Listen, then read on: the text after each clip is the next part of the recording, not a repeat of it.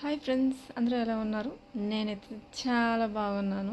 ఈరోజు నేను ఒక మంచి వీడియోతో వచ్చాను అనుకుంటాను. ఎందుకంటే మీకు నచ్చితేనే కదా అది ఒక మంచి వీడియో అవుతుంది. నేను ఈరోజు 3 చుక్కల ముగ్గు వేశాను. చాలా చిన్న ముగ్గే, కానీ మీకు నచ్చుద్ది అనుకుంటాను.